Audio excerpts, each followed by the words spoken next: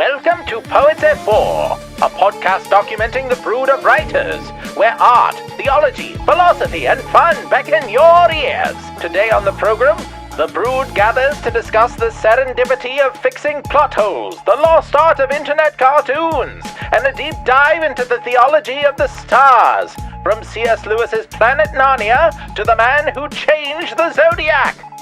Faith like bedrock, even when the path rocks. I'm a burnt marsh wiggle, but my spirit's lit. Reality's a riddle, but I won't quit. Imagined or real, I choose what I feel. Narnia in my heart, that's the realest deal.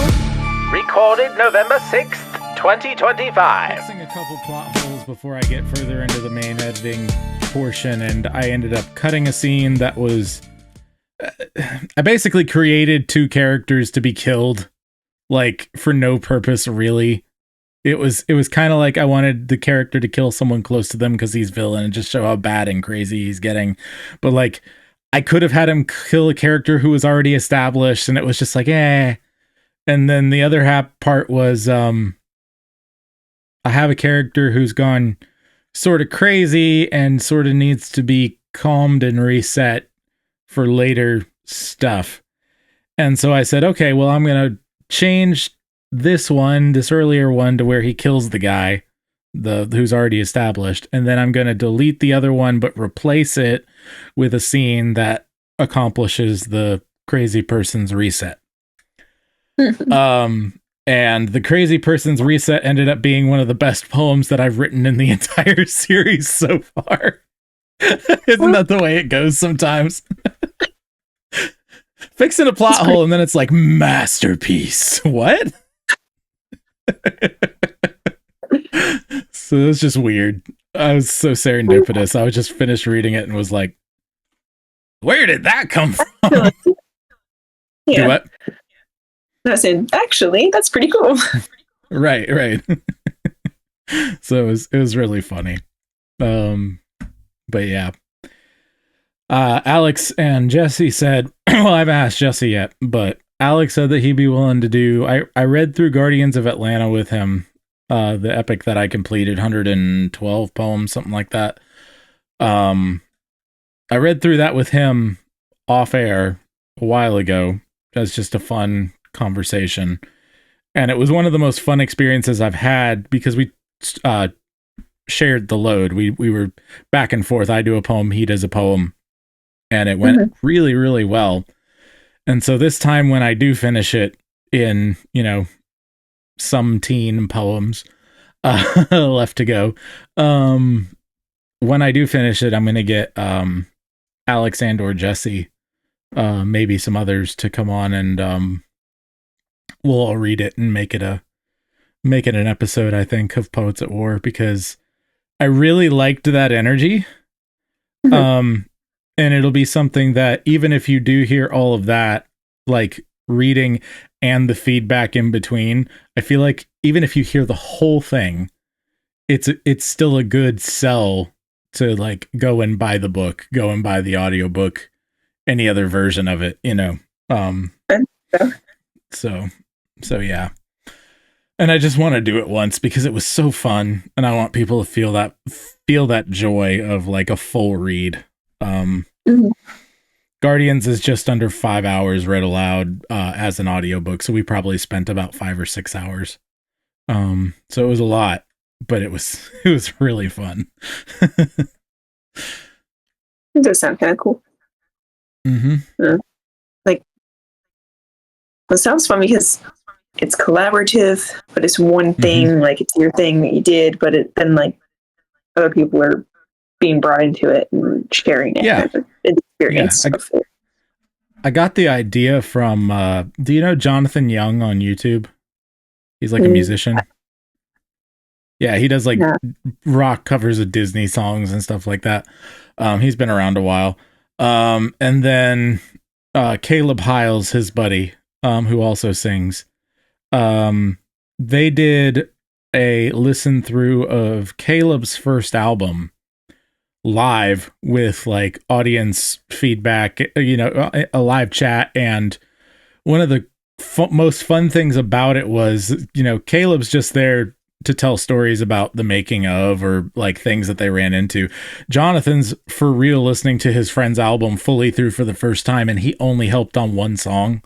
And so basically, Jonathan is just like hype man marveling at his friend's stuff and is like blown away by his songwriting. He does some really cool, like, and Jonathan Young's a music theory nerd. He likes things that are jazzy and different and strange. And Caleb pulled off some really Broadway style storytelling key changes that were just like weird chromatic motion stuff. And Jonathan was like, what is going on? And he would pause it and run around, and then he'd be like, the chat would be like, what? And then he'd sit there and explain the whole thing of what he actually did. And Caleb's just like, I just plunked it out on the piano. I don't know as much music theory as you. And he's like, the fact that you stumbled onto that and you're not a music theory person proves you know what you're doing. Oh, that's it was funny. so funny. Yeah. So it was nice. Yeah, it was just really cool to watch. And I wanted to do that with Alex just to experience it. I wanted to have him, give live feedback and go through the whole thing. And he wanted to go through the whole thing. So we did it. And now I'm like, yeah, we should record it next time. Yeah. So I could still technically do Guardians with someone like Daniel, maybe Jesse. But Alex is special that way. He's just kind of like, he's not going to just be like, yeah, no, he's not going to be, this is fantastic when it's not. And he's also like going to notice all the little things. And so it's just kind of fun that way. Musically, I picked up my violin yesterday. Oh yeah? Very I nice. don't play, but I have fun messing around with it, I guess. But right now I can't play anything on it. I have an elder in my church who had the violin his grandfather gave him, and had it taken and, what's the term? Took it to one of our deacons who knows people who does violins, because he has a violin, and he actually tried to have Dan look at it, and he was going to give it to someone else. Dan, the deacon, he said, do you know what you have here? Turns out he has a 1922 Stradivarius made by Stradivarius's apprentice, like one of his immediate apprentices. Wow. So it's like I think $20,000 kind of violin, something absolutely ridiculous. Wow. And so Dan has bought it from him for a discounted rate, but still, because Dan actually plays and is like the main person in our in our choir, not our choir, but our music, whatever. He's one of the people who plays pretty regularly, and so he actually played it at this at last Sunday, and it is something else to hear. They had it redone with rosemary oil and the whole 9 yards. Like, it smells like rosemary. It's really incredible. But awesome. Yeah, it sounds, how do I put this? So there are violins that sound more full that are modern violins. They really do cover a bigger spectrum. But there's it's not sharp. What's the term that I want to use? There's a very specific tone, a very pointed tone to this one that you're like, you cannot mistake it for anything but a violin. You know how when you hear a bunch of violins together, it'll sound kind of like, similar to a brass. It can meld, right? This one instrument cannot be mistaken for anything but a violin, and even if you have 100 other violins, you can pick that one out. That's the weirdest, the weirdest and coolest thing about it. It's like, this is the sound you hear when you think violin. Yeah, so I was pretty blown away by it. Yeah, I just have a center student violin. Mm-hmm. Mm-hmm. Yep. I mean, hey, yeah, start somewhere. Yeah. I mostly do tin whistle. I have, let's see, around my room right now, I have a kalimba. I have a, what do you call those? A lyre. I have a 7-string lyre. I have a, somewhere around here, I have a toy accordion. I have like one of the little tiny ones. I have up there a melodica. I have, tambourine. I have a small backpacking guitar.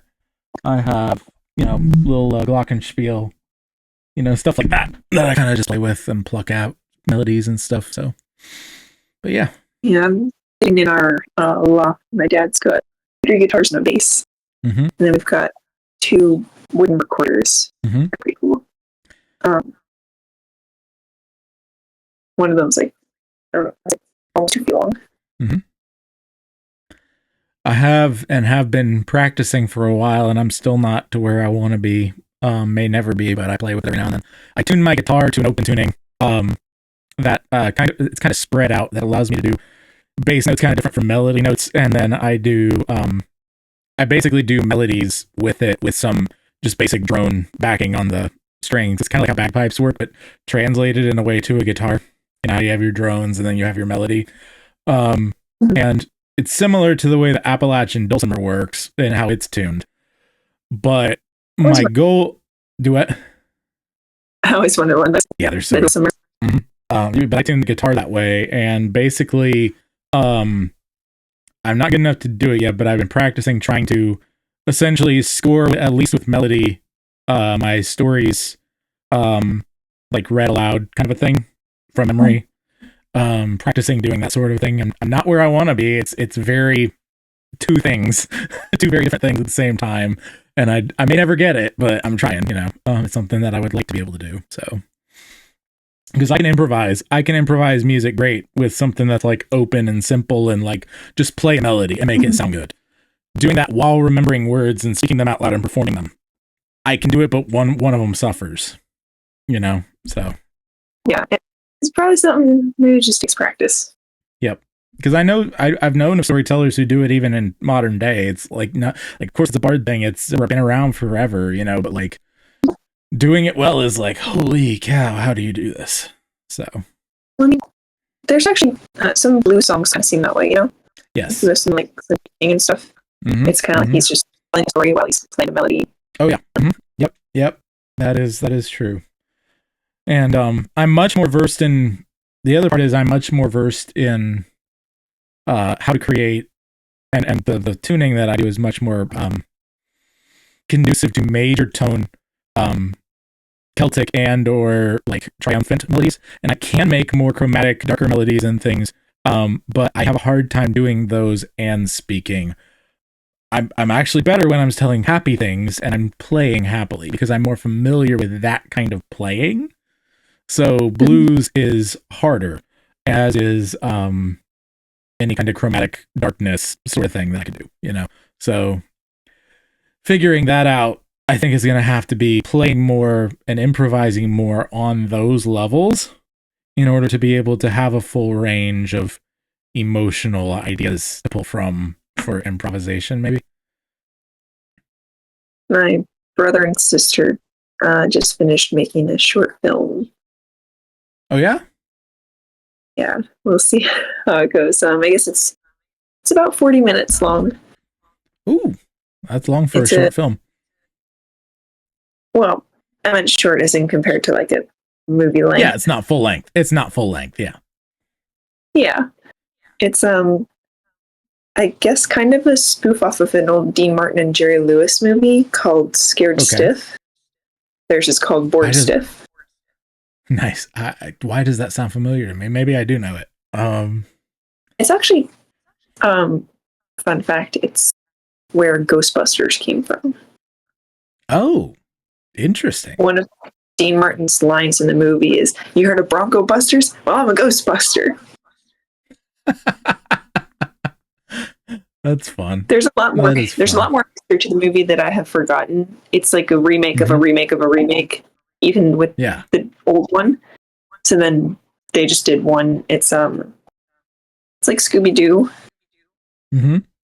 and then it has what was it? She called it a plot that bubblegum could hold together or something.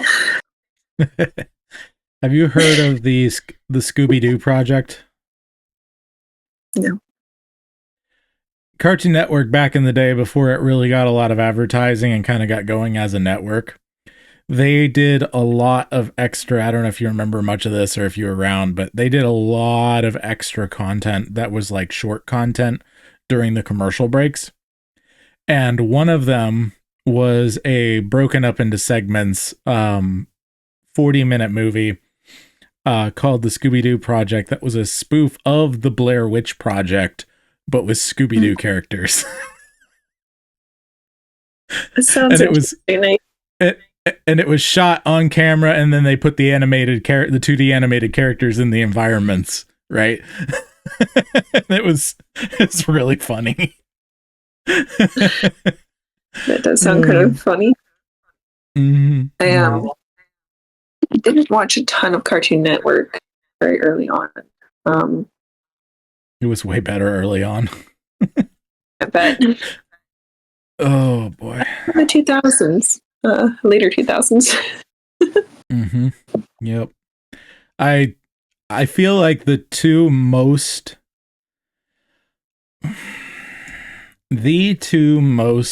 influential shows on my sense of humor were Homestar Runner, which is a web show from the early 2000s made by two brothers. Strong Bad Email, I don't know if you remember any of that, but Strogdor the Burninator, all that good stuff. And then probably Dexter's Laboratory from Cartoon Network, which was their first original cartoon series. And so that one's really, really funny too. Mm-hmm. I've seen a little bit of Dexter's Laboratory, but not very much. Mm-hmm. It's one of the most... So it has a really mean-spirited streak on the writing front, like a lot of cartoons of the time. But the thing that's better, okay, so there's mean-spirited where it's from the character's point of view, where the characters are just end up really unlikable, and it's all shock value for laughs and whatever else, kind of like in your Emperor's New Groove as Cusco specifically. Like Cusco's a terrible character, right? But not that it's a bad performance, it's a great performance, terrible character. But the thing with Dexter's Lab is that the whole world, not the characters, basically like Dexter is a boy genius in a world of ignorant and stupid people. And so the idea most of the time is he puts all his effort into everything. He's super, super smart and capable and all these other sorts of things. And yet everything he does ends up for naught because of the stupid world around him. That sounds incredibly frustrating. It is like absolutely horrifically mean to Dexter, but like in the most ironic and twisted ways possible. Oh boy. Like there's an episode where the entire plot is, keep in mind, he's super smart, but he's also just a boy. Mm-hmm. He has his computer sensors realize after some discomfort in his stomach that there's gas building up inside of him. And at the rate this gas is building up inside of him, after this giant burrito he ate, he will pop. Right? Like that's the obvious answer, right? And so he spends the rest of the episode doing his bucket list, which includes solving world hunger, for one thing, right? Like, and all these other sorts of things. And he's going around doing all this stuff. And it comes around, and and the last thing on his list is tell my parents about my secret lab. So he goes to talk to them.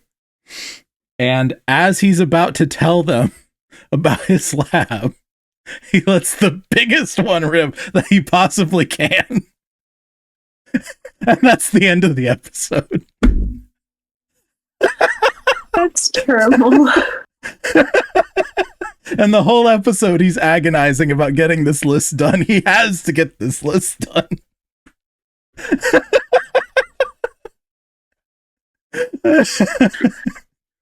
Oh my goodness. But yeah. Oh. Mm-hmm. Yep. That's just absolutely fantastic levels of humor there. Like, oh my goodness. So yeah, I love Dexter's Lab, and Homestar Runner. Homestar Runner is funny because 90% of the humor goes over your head until you watch it again and take closer looks, and you realize like every single second is absolutely packed with late 70s, 80s, and 90s references that are to like really obscure stuff that lives in the very back of your mind, and you're like, I remember that. Wait, what? And so it's really funny because of how witty it is that way. It weaves this stuff in ways that you don't expect, you know. So from the absurd humor of Homestar Runner to the epic scale of Middle-earth and the existential dread of Edgar Allan Poe. Have you ever seen Homestar Runner? I haven't. No. Really short. You want to see one? I guess so. Let me see here. I just saw that my sister dropped a new video on their YouTube channel. Cool. It's called I didn't know they had a YouTube channel. Yeah. What's their channel? Called Broadcasting Magic. I can share a link to it. Please do. Yeah, because they're funny. I think so. I mean, they are my siblings. And it's at Broadcasting Magic. Here, I got the link. Can I put it in the chat? Sure, I got the right one. Yeah, absolutely. Yeah, it has my brother's eyeball as a picture. Yes, it is. Okay, subscribe. Cool. Cool. I will be. They're pretty fun. Yeah, I will be looking into that. They should be releasing the movie fairly soon. We still have a screening to do. Let's see. I'm trying to think of what would be a good one to introduce what the deal is. So it's kind of like, you know how like Bugs Bunny or things like that, they kind of have a bunch of like very specific characters that sort of fit a setting, but it's like they live in this area, but it's not like that you get serial storytelling. It's very just sort of like these characters are the way they are and they do things. Yeah, kind of like how the Wile E. Coyote and the Roadrunner ones are just literally not a story. So these characters are all kind of variants of like little brothers or kids down the street in the way that they act, but they are adults in their world, so to speak. So they're not humans. They're sort of just whatever. They joke they're dumb animal characters. They're not animals of any sort. Like you can't say that that's that specific animal, but they call them dumb animal characters. You know what I mean? So let's see here. How about, so Strong Bad is a character who he's a luchador kind of guy thing, and he answered emails. They did like something like 500 emails, or maybe not that many, but a lot, and they were just these 3 to 5 minute short cartoons of him answering real emails from fans. And he kind of made that format a thing for a while. And so are you in the thing, the activity? Do I have to click on it? I think you do. Oh. Okay. Yeah. And then I can hit play on this one. This is one of the most well-known ones that he did, Strong Bad Emails. So this will give you just a basic idea of kind of sort of what this show is like. It was very weird millennial random comedy mixed with like actually answering the question. So here we go. Okay. Mm, Here I go once again with the Get all email. this, Every week, I hope that it's from a YouTube female. stuff. Oh, man. It's not from a female. Hey, strong man. Are you say you're getting an ad? Oh no. I was getting privacy, all the stuff. Oh, okay. So you're good though. I can hit play. Yeah. Can you draw a dragon? I want to see your skills of an artist. Okay. Well, G2G, guys are from California. A dragon? That's easy. Feel free to follow along with my simple step-by-step instructions. I make drawing fun. To begin, draw an S for snake, or dragon, or whatever. Next, we'll draw a more different S. For the head, put a top mark on a long V. Then you add some legs, draw on a couple of arms, and... Whoa, wait a minute. I think I need to start over. This thing doesn't look natural. Okay, starting again, the same way. S, more different S. Close it up real good at the top for his head, and then, using consummate V's, give him teeth, spinities, and angry eyebrows. And you can add smoke or fire, or maybe some wings. If he's a wing-a-ling dragon. Let's put one of those beefy arms back on him for good measure. That looks really good. Coming out of the back of his neck there. Now he needs a name. How about Trogdor the Burninator? Oh yeah. Check out all his majesty. There's my dragon, Kaiser. Let's see how the other students are doing. Alright. What do you got for me, Coach Z? Take a look there. I think she's looking pretty good. I said consummate, V's. Consummate! Jeez. Guy wouldn't know majesty if it came up and bit him in the face. It happened once. Strong man, you just keep doing your thing, man.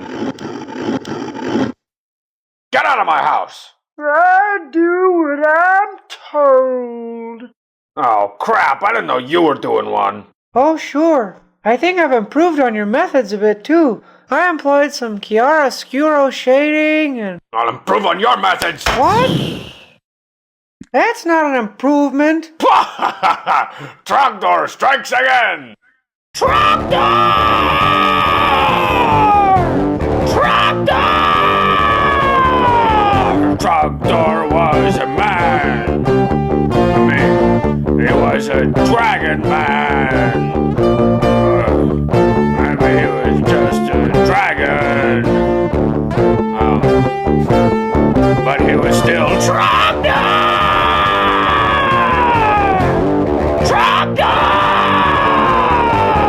Burninating the countryside, burninating the peasants, burninating all the people in the thatched roof cottages! Thatched roof cottages! And the Trogdor comes in the night!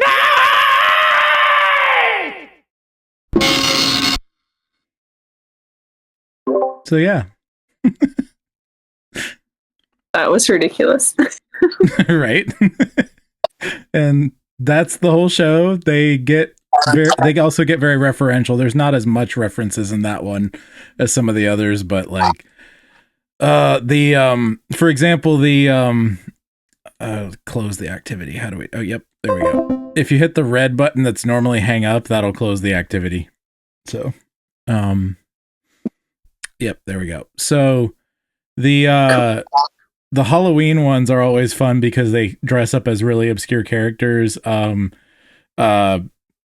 has dressed up as like random Braves players from the 80s, like Atlanta Braves players, stuff like that. They've done really obscure like German movies that they've had characters from, like just a bunch of weird stuff like that. Characters from one commercial back in the 80s, whatever. Right. Stuff like that. So yeah, they're a lot of fun. But it was literally done by these two brothers in Georgia who just grew up playing around with things. They did Mario Paint for a little bit, and then they learned Flash, and they created this Flash site and made a full-time living on it for probably about a decade. And then they got really busy with life. They got married, had kids, and one of them went into Hollywood on animation side of things with the show Gravity Falls. I've heard of it. Yeah, he was one of the writers on Gravity Falls, and he played a couple characters. He was the voice guy for most of the characters in Homestar Runner, and he did some voices for Gravity Falls. But yeah, so yeah, I'm a big fan of their work. They're really funny. So now every time I draw a dragon, I draw an S for a dragon. That's more different thus. And then consummate V's. Oh boy.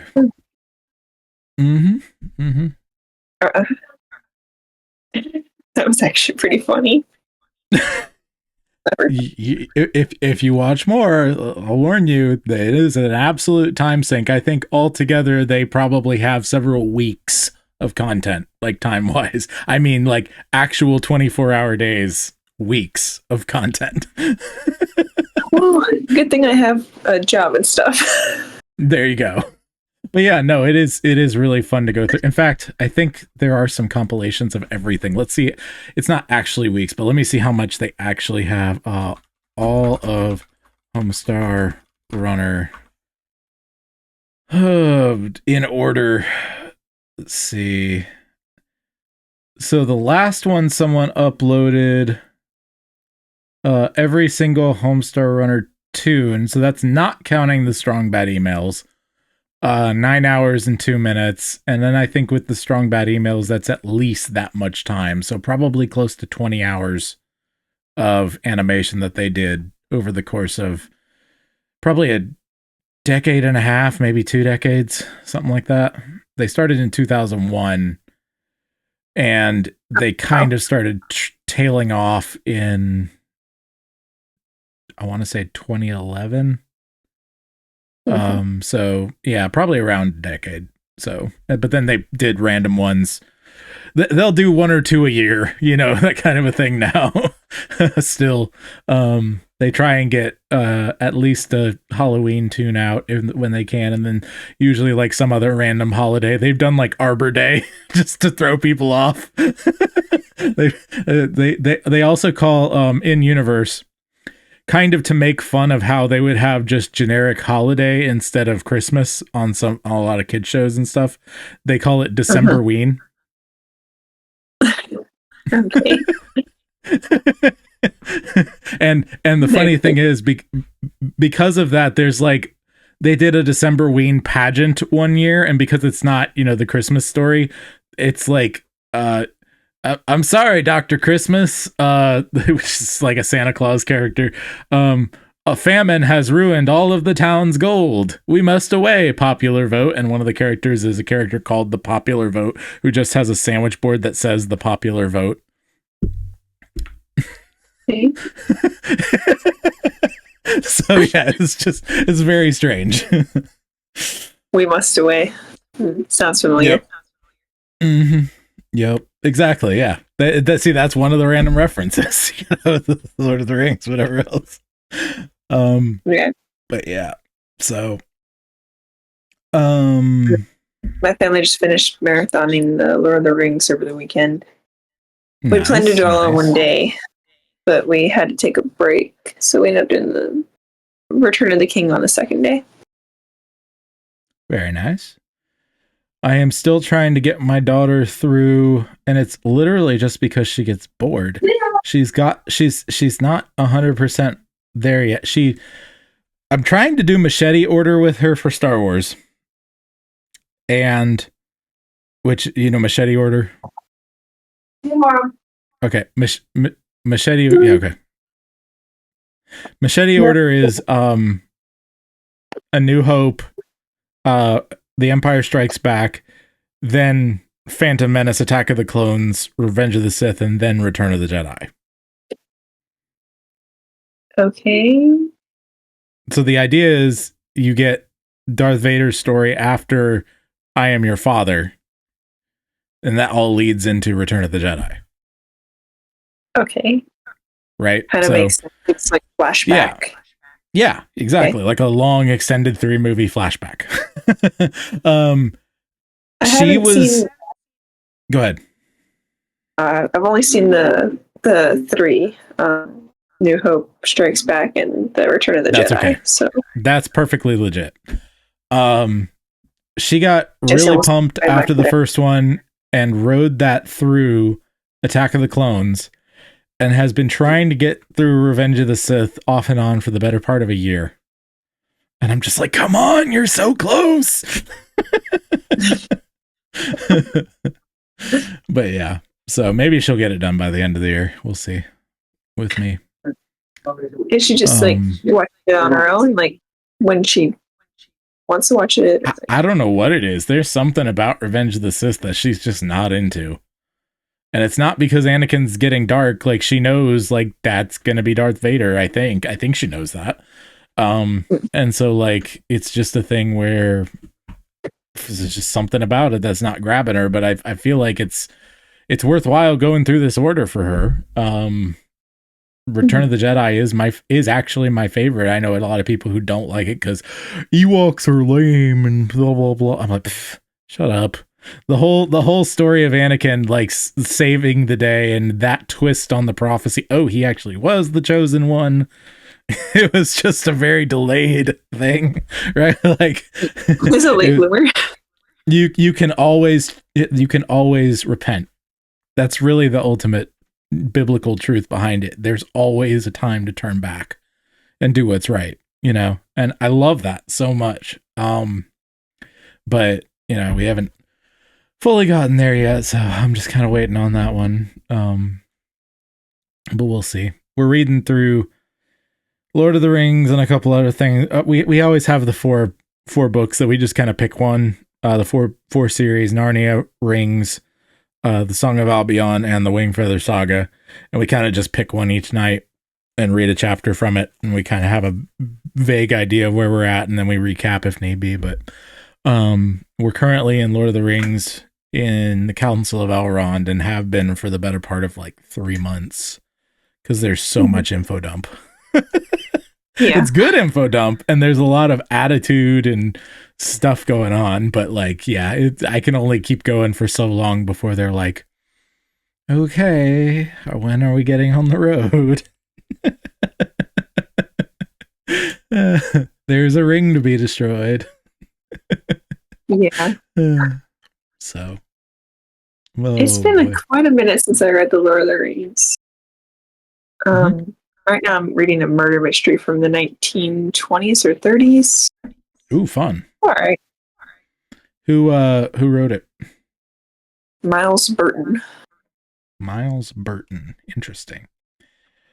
If I have a audiobook slump in the near future, I plan to fill it with stuff like that, some obscure but hopefully still has a readership, royalty free books that I can just go ahead and record and see if I get any bites on it. I think there's some good fantasy and sci-fi from, early 1900s that I can probably pull from. So, oh, probably for sure. We have a book here. I forgot what it's called. It's like a really older sci-fi book, and I have never heard of it before, but it might be something. Let me see if I can find it. Okay.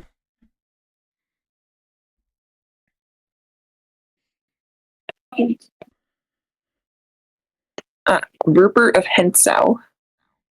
How's it spelled? Hentzau. It's from 1898. It's what of Hentzau? Rupert of Hentzau. Yeah, by Anthony Hope. Anthony Hope. Okay, there is a Wikipedia entry. Written in 1895, but not published until 1898. Have you read it? I was going to. I got through the first couple of pages and I forgot why I put it down. Apparently there's a stage play and a film. Yeah, if I can find it, I would like to read it. Sorry, I was just thinking like older sci-fi fantasy. It was an interesting one to me that it exists. Douglas Fairbanks Jr. was in the movie. That's cool. So that's interesting. It looks like there's a couple in this series. There's a one called The Prisoner of Zenda by Anthony Hope. So, yeah, there's a few out there. I think the one we have is the second one. Yes, it says it's the sequel. Yeah. Well, there's probably stuff like that you can find the copyrights are now on. Oh, yeah, for sure. The other thing I was going to do was poetry because I'm particularly good at reading it, and it's short. Easy to do. If I get the right... I don't want to do stuff that like a million other people have done, but with poetry, you're more likely to potentially get picked up depending on how bad the other ones are. You know, and so it just depends, but yeah. Oh boy. Do you like Poe? Edgar Allan Poe? Sort of. Like, I like to read his poetry, I guess. Mm-hmm. I don't know. No, kind of. I think I read some short stories too. They were okay. Mm-hmm. My favorite one is The Mask of the Red Death. I think I've heard of it. I also really like The Pit and the Pendulum. I think that one is one people mention, but that's no one's favorite but mine, you know? Mm-hmm. Did you read that one? No. Do you know what the plot of Pit and the Pendulum is? No, I'm assuming it has a pendulum in it, though. It's not, like, the setup's not a spoiler considering all the stuff that happens, but basically... The story is mostly set in one spot, and it's a guy who wakes up tied down in a pit in the dark, and all he can see, and he can't really move his head, and all he can see above him is a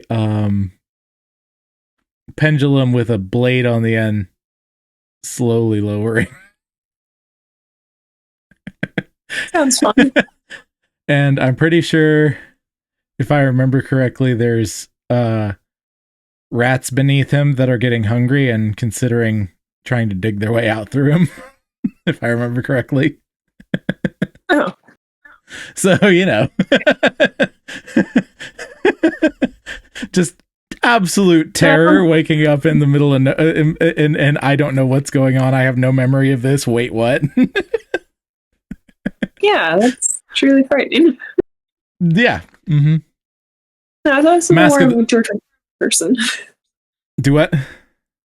I read more George MacDonald than I read Poe. Yeah, George MacDonald's good. I like his Nightmare. No, Vampire Story.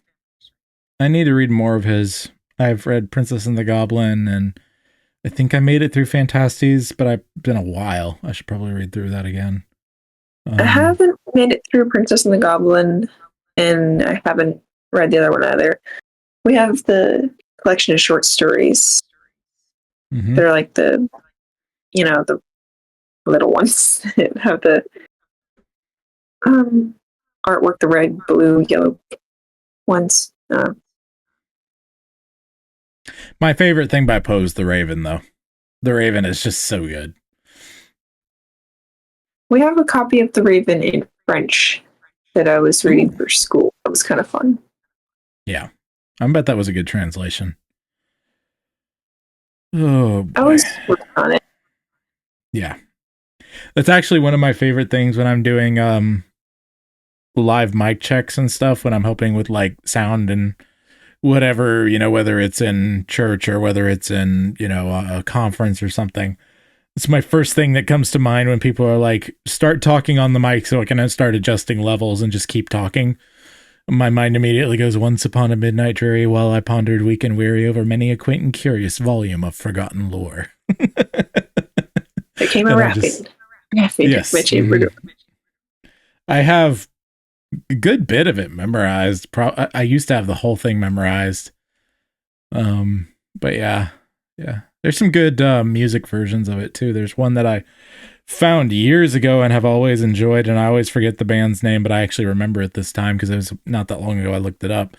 It's a band called the Glass Prism. And prism, like a light. But it's sort of this dark psychedelic early 60s sound to it with a baritone guy singing. I think sister showed me that one. It was kind of creepy.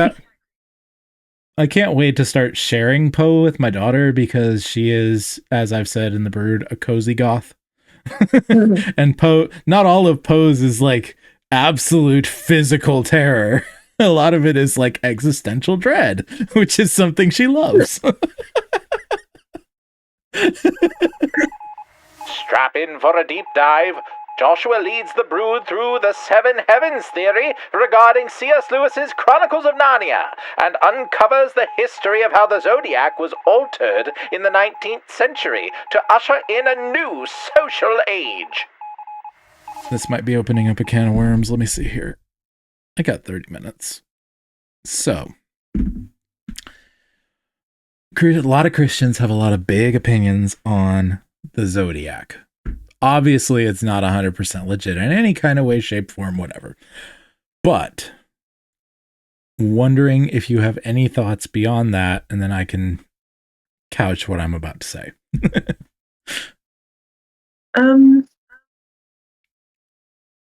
I have noticed that people born at certain times of the year have things in common with each other that are born at those times. Mm-hmm. Yeah. But I try not to read into it too much. Sure.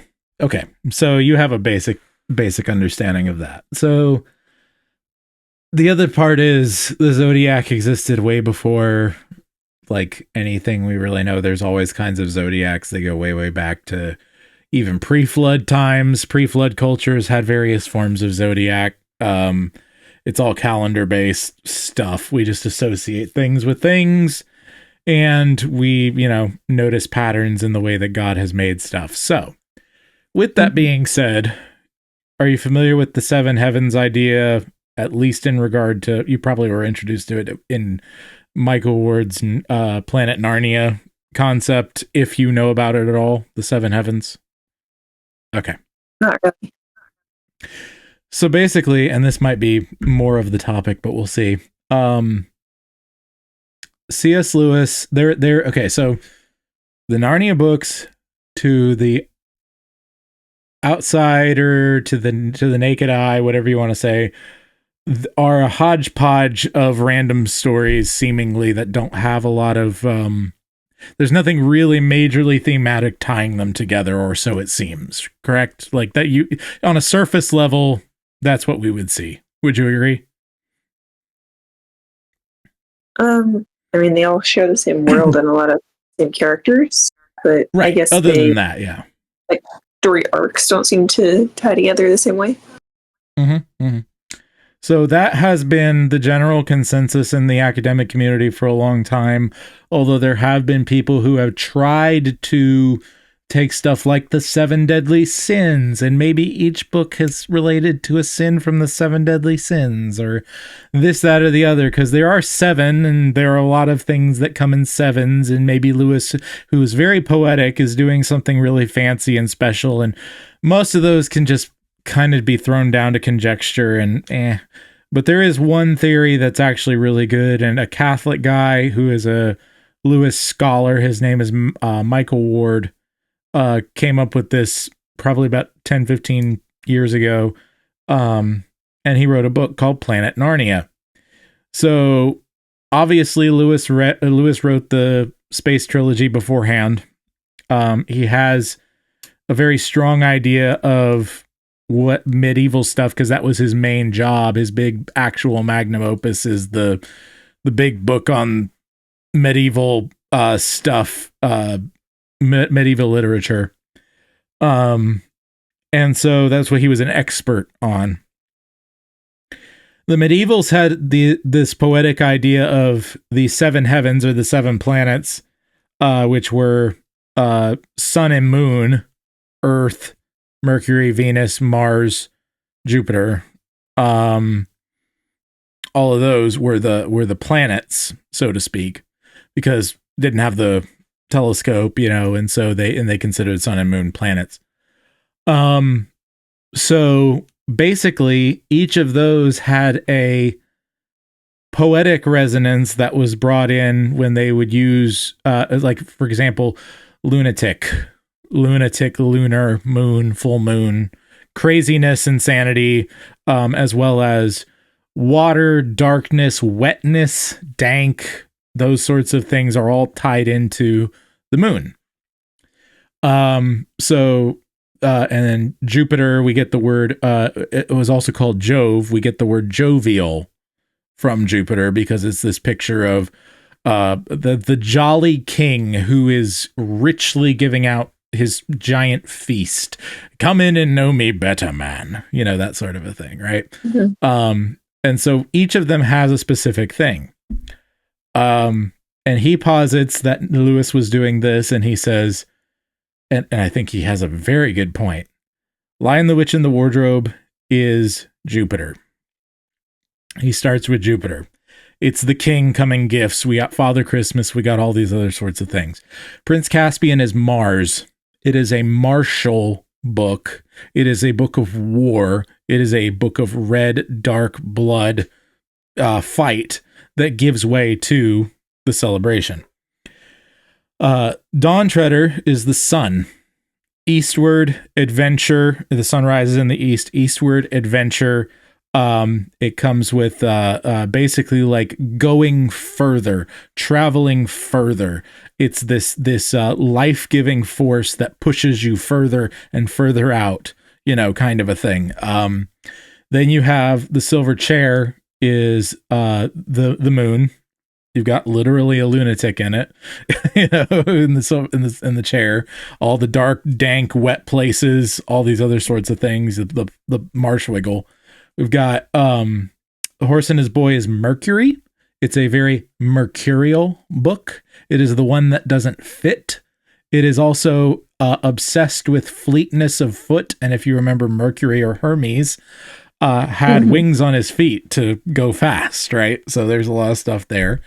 Then you get Venus is the magician's nephew, concerned with fertility and life in the beginning and birth and, all those sorts of things that you associate with fertility. Then you get to and Genesis, et cetera, et cetera. And then you get to Saturn in the last battle, which is literally the Grim Reaper and Father Time, who's actually in the book with the scythe, the end of things, the determination of things, the doom of things, so to speak, all of that all tied together. So it's a very compelling argument that Lewis, at least probably from Dawn Treader, was doing this on purpose, right? And that was his point. He did the seven heavens. That's the full story. And so with that was the Zodiac then, and was the Zodiac until, those were all the connections were based around the planets. All of the things about like when you were born were connected with the various ideas of these planets, and each sign had a ruling planet, and there was a different expression of the different sign. Until the occult revival and spiritual awakenings, the spiritualism of the 19th century. There was a single man who went by the pseudonym Raphael. There were several that followed after him who also took the pseudonym Raphael, who hung out with a lot of occult people and created a new and different Zodiac than anything that had been created before. And everyone else took it up because everyone else had abandoned the Zodiac entirely because of Protestant ideas, trying to reform everything. And basically, there was the discovery of Uranus around that time.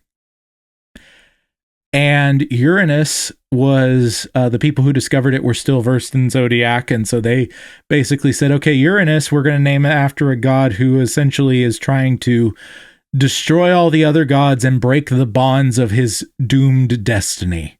Fight against the gods, right? Fight against fate. And so that was their version of the poetic, okay, for the planet that we just created. Aquarius was ruled by Saturn in the old Zodiac. They changed it for seemingly no documented reason to Uranus in the late 1800s. 50 to 75 years later, we get the 1960s free love hit, The Age of Aquarius. This is the age of Aquarius. And Aquarius was used as this hoodoo new age thing that was bringing the Zodiac in. We started getting Ouija boards shortly thereafter. And all this other stuff was like tied in with free love in the new age.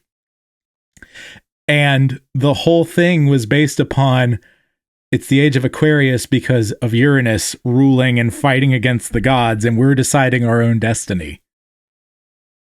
So the man literally changed the way we imagine poetically the things about the sky. And we got the sexual revolution very shortly after.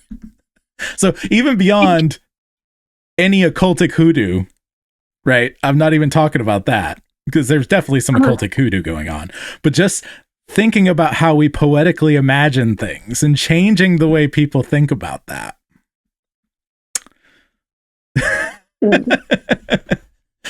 So it used to be Aquarius was a sign that was a water sign related to Saturn. It was sort of this sign of it was water, so it's sort of like the water signs are the ones that are fluid and go with the flow, for more or less a better term, whatever. And so it was a water sign ruled by Saturn. So it's like go with the flow determinism. Like those two things together, which is very interesting. And then they changed it to go with the flow to destroy the gods and fight back against destiny, right? Literally the opposite of Saturn. Yeah. It's also interesting if Saturn, being represented perhaps by the last battle, and if we're in the age of Aquarius. Mm-hmm. I'm trying to remember. Robert Cross Smith. That was the guy's name who first put this together. Robert Cross Smith. He was the guy who was the first Raphael. He was an astrologer, blah, blah, blah. But yeah, it's actually early 1800s. His first... So he wrote... The Prophetic Messenger and The Familiar Astrologer and a Manual of Astrology. And so he was but he was also connected with some very specific, actual occult people. He was also not William Lilly was actually one of the good people he was into. But yeah. It's really crazy the stuff that these people were getting into during that period and the holes I've trickled down. Alex and I and Jesse want to fund and figure out a way to fund and create a documentary that we want to title The Man Who Changed the Sky and actually delve into this specific thing and all of the people and stuff surrounding it as sort of a fun conspiracy theory sort of documentary just for the sake of it, but focus on less the occult stuff, but the poetic imagination of the West and how it was changed to create social change, right? On a very deep, emotional, poetic level, right? So, yeah. Anyway, I know that's weird, crazy, out there stuff, but I just thought you'd find it somewhat interesting. Yeah, it's very interesting, I think. Kind of makes sense too, actually. Yep. I'm one of the it's so funny. I've been looking at stuff just in general, and like especially throwing out anytime Uranus is mentioned or Pluto, because they're not part of the zodiac at all. They're not. They never have been until the 1800s. But just looking deeper into some funny stuff, like I'm technically a Capricorn, and the typical Capricorn is like super dark, like broody kind of person who's organized and very focused on success. And while there's an element to that for me, I'm a lot more like Santa Claus. And so go ahead. I said I could see it. Yeah. And so, but it's funny when you actually take into account all the other crazy, weird, like actual star related stuff that people do and like start asking questions around that. It's like, okay, yeah, but you're also taking on part of Sagittarius, and you're also dealing with, because you're like right at the end of December, and then you've also got this and also got that and blah, blah, blah. And it's like, oh, well, all of that secondary stuff is absolutely me. Yeah, so I'm born, my birthday's April 20th. Mm-hmm. It would be the first day of Taurus, right? Except I was born at like midnight, so only by 40 minutes. Right. So then I was like, am I an Aries or a Taurus?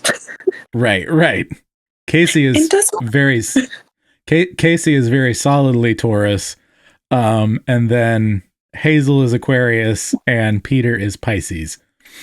So, and it's likely that this one will be, I guess that's Taurus, right? Early April. I think that's Aries. It's one of those two. So we'll see. But yeah. Also, go ahead. I just, like I said, the stuff is interesting. Yes, it's very interesting. And when you are willing to actually push past all the bull crap, like there's some really interesting stuff in the way the world works. One of the things that I've heard is there are some people in like do you know Michael Heiser? Have you heard that name? He recently passed away, but he was a pastor who was digging into what the Bible says about spirits outside of angels and demons, and particularly the heavenly host and the counsel of God. There's various interpretations of scripture that take into account. I don't take all of this whole cloth, but it's the idea that it's basically Valar from Lord of the Rings, that there are these arc creatures that are ruling over different parts of reality. Also connected with Watchers, some of the ones who went bad, that kind of a thing, and blah, blah, blah. So, Michael Heiser crowd, they actually, some of them I have heard say that the 12 apostles and the 12 tribes of Israel are connected with the way the Zodiac works. And the calendar, it's all part of the way God, built into the fabric of reality. And you could, in some ways and shapes and forms, connect, and they do it differently. Different people do it differently, but a different apostle and a different tribe of Israel with different parts of the Zodiac. Which would be cool if that's something God's doing thematically. Yeah. Like I said, I don't put a lot of stock in it, but it's interesting. People get into that because they're like, there's 12 months, there's 12 this, there's, you know. Right. Yep. I can definitely see how they they appear to be like dots that could be connected.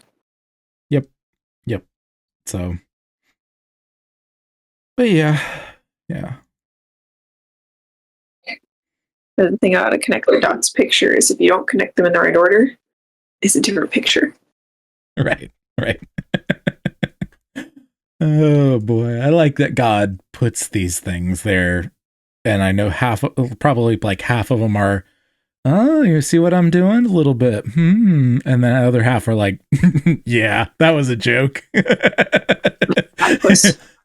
Made you look, Yeah.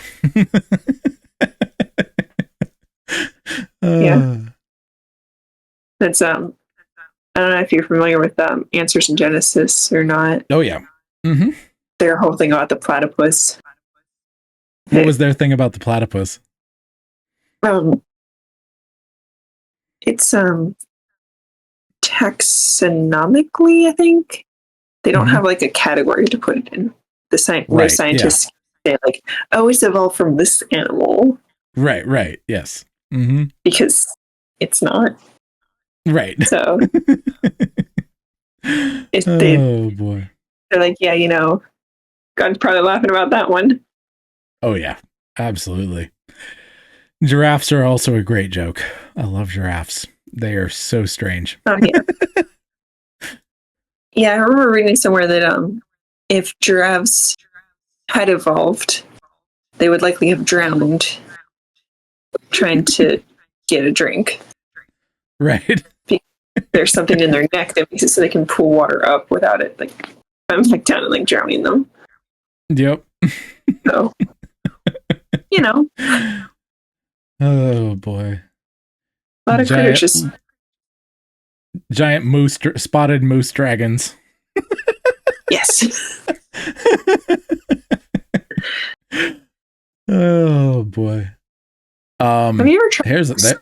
Go ahead. What were you saying? I said, have you ever tried moose? No, I have not. I remember somebody was talking the other night about strange things they've eaten. Mm-hmm. Moose is a strange one. Have you had moose? Is it good? Tried it before. To me, it tasted like if you took beef and submerged it in algae water. Interesting. Like a muggy beef.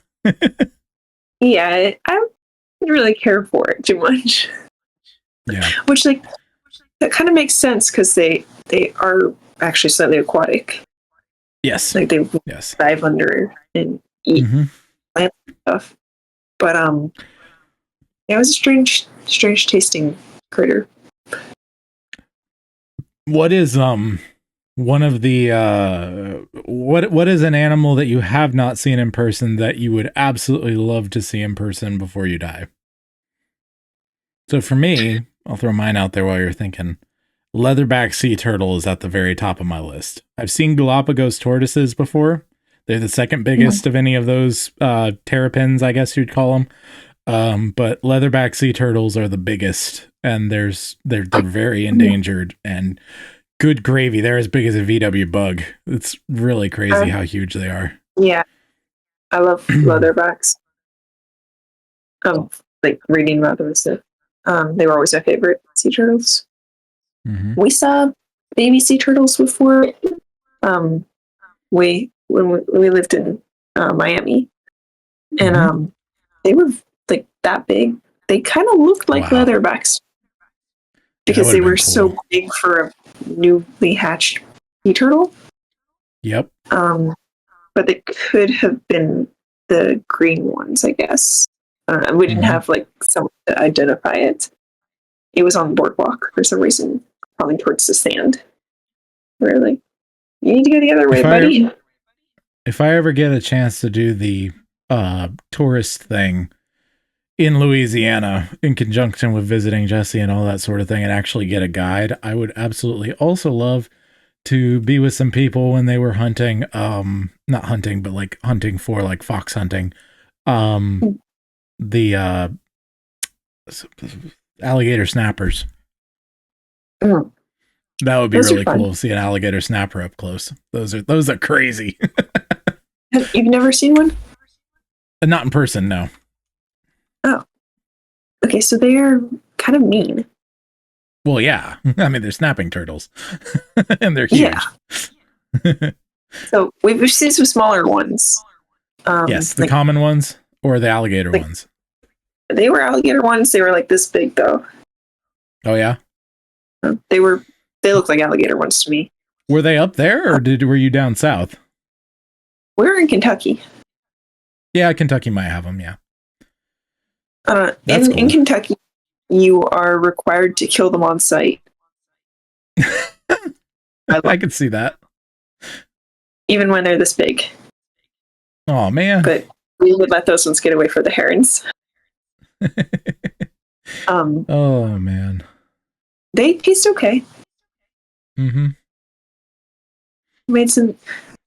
I didn't like the turtle soup very well, but we my sister sauteed it once and it was pretty decent. Yeah, I've never had turtle.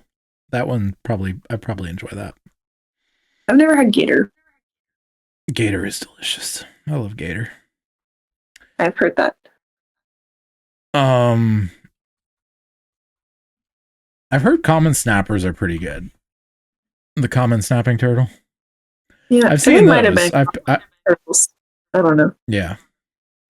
I thought the common snappers the common snappers I've picked up those up before. I've seen those and I can spot them really quickly. Because they're actually fairly common around here. So anytime we're near a pond, I'm always keeping an eye out.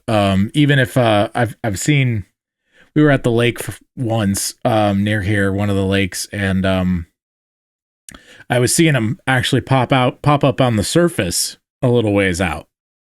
And I was trying to figure out what I was seeing for a while because I would see them pop up for air. And anytime you see anything pop up for air, you want to be aware of what it is because of most of the predators in freshwater are going to be ones that breathe air. And so I was just looking to see, and I was like, yeah, there's no way it's anything bigger than a turtle, but we should still be careful because they're getting closer. Y'all come on up out of the water in case those are snappers. You know what I mean? Yeah. Because you definitely do not want to have like a snapping turtle just come and join your picnic. No, they will take a finger off. Yeah. Or, depending on the person, a foot. Mm-hmm. Yep. Yeah. Looking up some pictures right now. I think those ones they might. So the babies looked exactly like the alligator snapping turtles with the really like spiky ones. Yep. But some of the larger ones I saw looked more like the common snapping turtles. Yeah, they may not have been growing very big because people be killing them, but like the ones that sit there in the swamp, they can just live and live and live. They, as long as they got food, they just keep growing bigger. They're like crabs that way, crabs and lobsters, where they can just keep living. I heard about one turtle that my mom knew about. She said that the people her parents worked for had a lake, and sometimes there was an island in the lake, and sometimes there wasn't. It was a turtle so big, it would just be this whole island when it came up.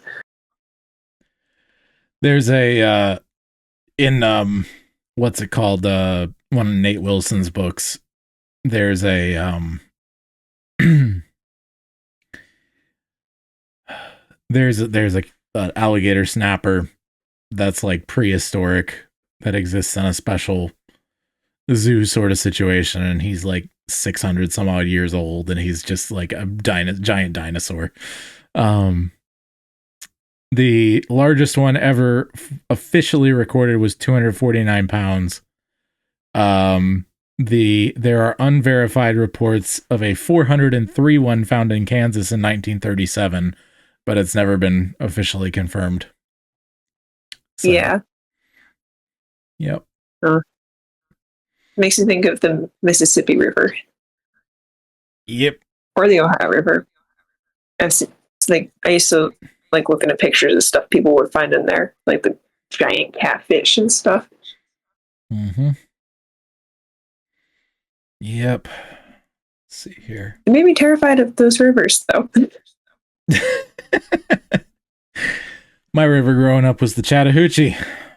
One of the ones that happens to have a song about it. So Yep. that was always cool. I love the Chattahoochee. The headwaters are at Helen, Georgia. Have you heard about Helen?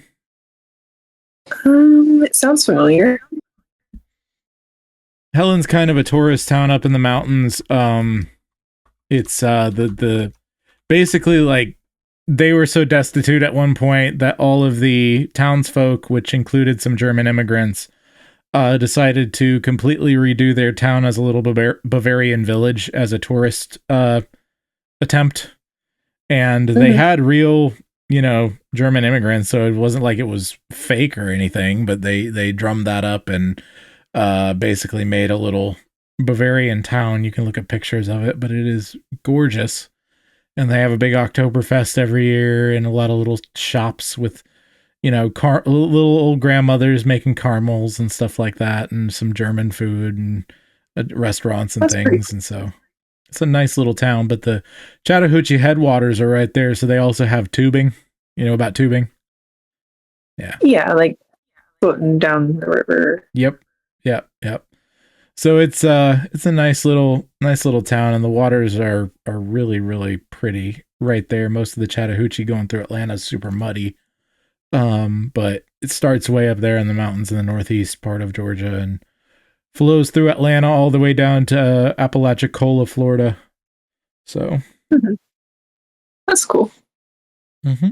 We we're from the Pittsburgh area. So we had the Three Rivers meeting at the Point. And then when we lived in Kentucky, we could walk to the Ohio River. That was fun. Do you know about the Devil's Backbone? It's in that area, I think. Like, just generally, probably not directly, but I feel like I should. Oh, let's see. Devil's Backbone rock formation. So it is. The Devil's Backbone is a rock formation and peninsula formed by the flow of 14 Mile Creek into the Ohio River. It is currently situated at Charlestown State Park near Charlestown, Indiana, across the Ohio River from Louisville, Kentucky. Nah. But we're on the other side of the state. Gotcha. So, but yeah, you know of this general, like, you know what I said, like, you know the area, what I talked about. Yeah. So the cool thing about the Devil's Backbone, I'm just going to throw the Wikipedia article so you can look at it another time. But according to local legend, on this bedrock ridge once stood a stone fortress that was built by Welsh explorers led by Prince Madoc sometime in the early 12th century. Okay.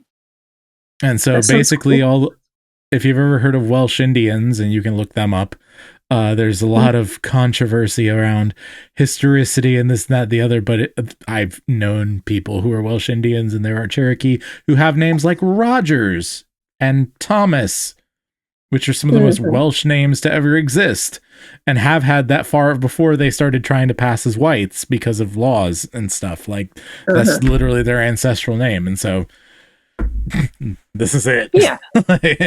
and when you see actual pictures of the Backbone, it's not a fortress, but it's absolutely the foundation of a fortress and was once built out as the foundation of a fortress. It's like obvious. So, but yeah. That would probably be pretty cool to visit. You too can be a part of the brood of writers and poets at war. Just visit joshuadavidling.com/discord to join. If you're a true poetry patriot, you can support us on Substack and Patreon and get the recordings of all of our encouraging and strategic meetings, along with much more. Once again, all links can be found at joshuadavidling.com. Over and out. God of song said